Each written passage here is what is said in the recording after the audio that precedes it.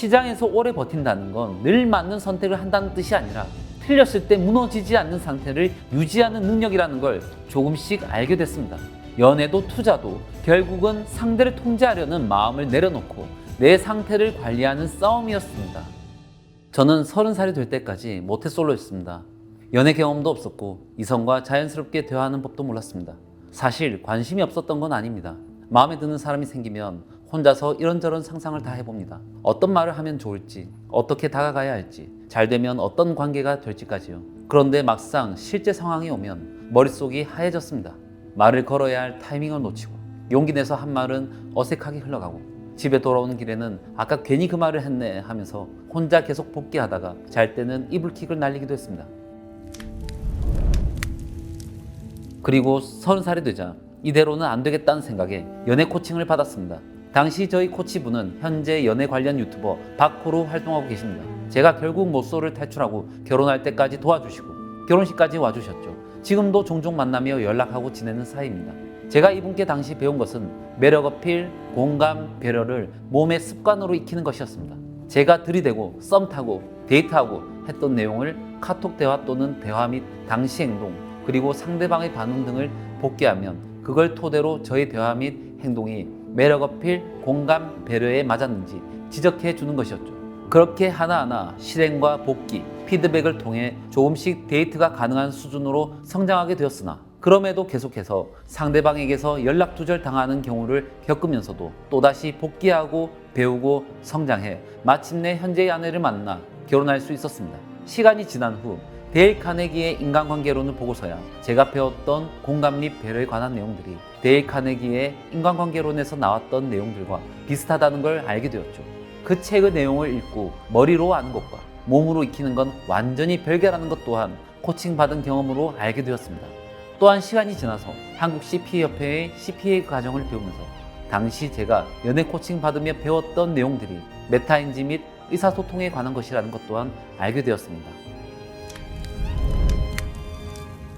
이 경험은 훗날 주식 투자를 하며 고수분들을 찾아다닐 때 생각보다 큰 도움이 됐습니다.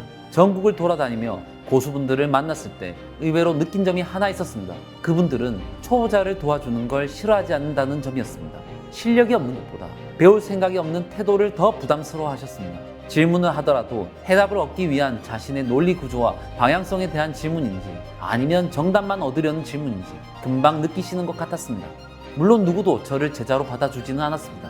하지만 투자 선배로, 동료로 가던 길이 막혔을 때 방향을 잡아주는 말, 지금 단계에서 하지 말아야 할 실수, 관점을 바꿔주는 한두 마디는 충분히 들을 수 있었습니다. 투자를 하다 보면 많은 분들이 기술을 먼저 찾습니다. 차트, 보조지표, 매매 기법, 그리고 누군가의 확실한 리딩. 저도 그랬습니다. 처음에는 누가 한 방에 정리해 주길 바랐고 누가 이렇게만 하면 된다라고 말해 주길 기대했습니다. 그런데 시간이 지나면서 점점 느끼게 됐습니다. 시장에서 오래 살아남은 사람들은 공통적으로 종목에 대한 말을 아꼈고 매수 매도에 대한 답을 쉽게 주지 않았습니다. 그게 인색해서가 아니라 답을 그대로 가져가면 오히려 더 빨리 무너진다는 걸, 심지어 자신이 틀릴 수도 있다는 걸 알기 때문이라는 걸, 초보자는 대응하지 못한다는 걸 이미 여러 번 봤기 때문이라는 것도 나중에야 알게 됐습니다. 연애 코칭을 받을 때와 비슷했습니다. 그때도 저는 이 상황에서는 뭐라고 말해야 하나요? 라는 질문을 자주 했습니다. 하지만 돌아온 답은 늘 말이 아니라 나의 상태에 대한 이야기였습니다. 상대의 관심을 잃을까봐 지금 불안한 상태인지, 상대를 갈구하고 있는지, 상대를 살피지 않고 나 혼자만 떠들고 있는지, 투자도 똑같았습니다. 지금 이 매매가 나의 원칙과 기준대로 한 판단인지, 대중 심리에 휩쓸려서 한 판단인지, 손실을 만회하고 싶은 감정에서 나온 건지, 남들보다 뒤처졌다는 불안에서 나온 건지, 이걸 구분하지 못하면 아무리 좋은 기법을 배워도 결국 같은 자리로 돌아오게 됩니다. 제가 만났던 투자 고수분들 중 꾸준히 시장에 남아 계신 분들은 의외로 이런 말을 자주 하셨습니다. 신용미수 같은 건 안 해도 됩니다. 주식 투자는 3번 정도 깡통 차봐야 고수 된다는 거, 그거 굳이 안 겪어도 되는 경험이에요. 이 타이밍에 들어가면 이유가 포모에서 오는 불안일 가능성이 큽니다.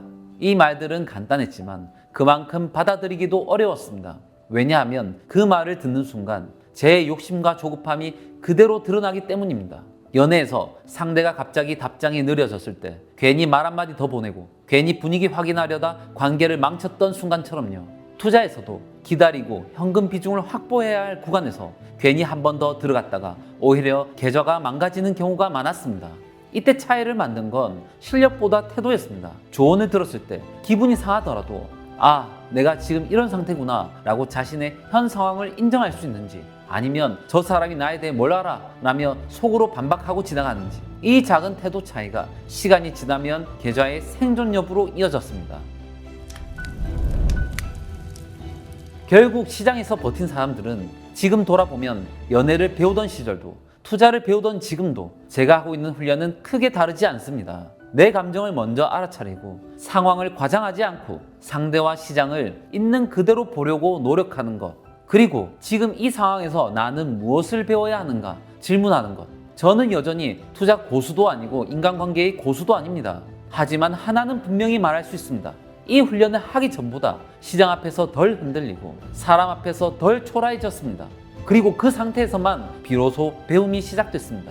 시장에서 오래 버틴다는 건 늘 맞는 선택을 한다는 뜻이 아니라 틀렸을 때 무너지지 않는 상태를 유지하는 능력이라는 걸 조금씩 알게 됐습니다. 연애도 투자도 결국은 상대를 통제하려는 마음을 내려놓고 내 상태를 관리하는 싸움이었습니다. 이 영상이 어떤 종목을 사야 하는지, 어떤 타이밍이 맞는지에 대한 답은 주지 못했을지라도 시장에서 오래 남아있기 위한 하나의 방향 정도는 전해졌다면 좋겠습니다. 지금 당장 잘하지 않아도 됩니다. 다만 자기 감정을 속이지 않고 조언을 들을 수 있는 상태로 계속 시장에 남아 계셨으면 합니다. 그게 제가 모태솔로였던 시절부터 투자를 하고 있는 지금까지 변하지 않고 배우고 있는 가장 중요한 마인드셋입니다. 감사합니다. 장코치였습니다.